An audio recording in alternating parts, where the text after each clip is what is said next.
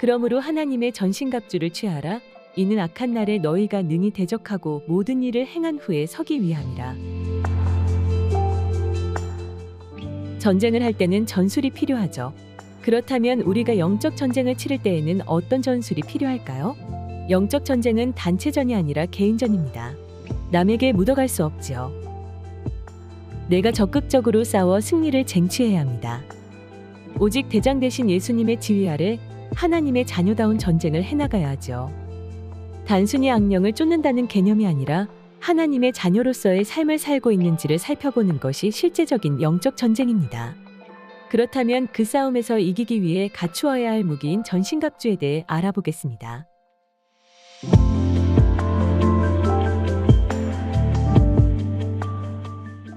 우리의 삶에 늘 존재하는 선택의 순간에서 예수님이 제시하신 방법만 선택하며 살아가는 것이 전신갑주를 생활화하는 삶의 자세입니다.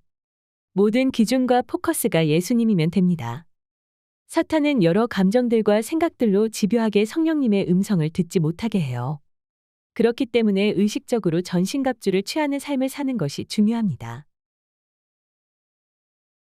전쟁은 보통 예고 없이 일어나죠.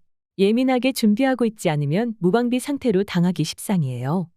그런데 영적 전쟁은 어느 순간순간에 일어나는 것이 아닙니다. 우리가 살아가는 매 순간이 영적 전쟁이거든요. 그러니 아주 단단히 무장하며 살아가야겠죠. 오로지 하나님의 말씀하심에 예민하게 반응하고 순종으로까지 이어지는 삶을 사는 것이 전신갑주로 무장하는 삶이라고 할 수 있어요. 그렇다면 본격적으로 전신갑주에 대해 살펴봅시다. 진리의 허리띠는 진리의 삶을 사는 것을 말해요. 진리를 아는 것만으로는 부족합니다. 삶으로 살아내야 하죠.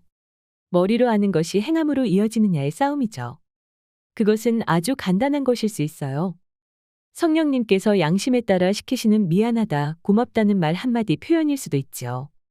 우리는 그저 선한 양심에 따라 거리낌 없이 행하면 되는 것입니다. 호신경은 전투 시의 심장을 보호하기 위한 중요한 도구예요. 우리는 의로움으로 믿음의 심장을 보호해야 해요. 의롭게 산다는 것은 하나님의 성품이 나의 삶에 나타나기 시작했다는 것을 의미해요. 아내와의 관계, 자녀와의 관계, 이웃과의 관계에서 하나님의 의로움을 드러내는 삶을 살아야 합니다. 평안의 복음으로 준비한 신을 신고 우리는 어디로 가야 할까요? 이웃에게 평안의 복음을 전하러 가야겠죠. 올바른 복음은 평안의 복음이에요. 복음 속에 평안이 없고 우리와 상대방을 불편하게 한다면 그것은 복음이 아닙니다. 복음은 예수 그리스도의 십자가의 일을 명확하게 이야기하고 상대방이 그리스도의 사람이 되게 하는 것입니다. 하나님과 1대1로 부모 자식의 관계를 맺게 되기까지 온전히 동행해 주는 것입니다. 믿음의 방패로는 악령들의 불화살인 거짓, 협박, 걱정, 근심, 능욕, 불편함 등을 막아내야 합니다. 믿음의 방패는 하나님의 약속의 말씀입니다.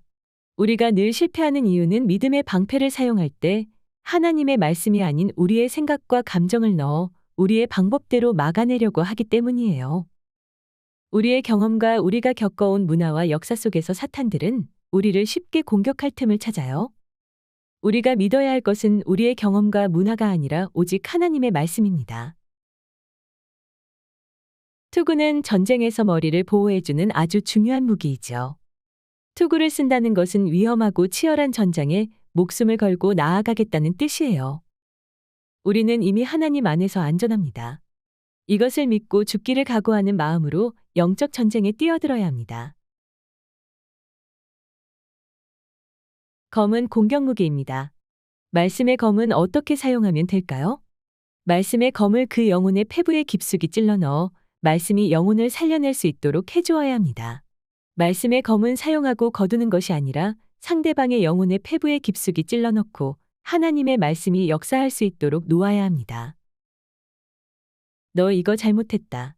라고 정죄함으로 칼부림만 해서는 안 됩니다. 말씀의 검은 영혼을 죽이는 검이 아니라 살리는 검이니까요.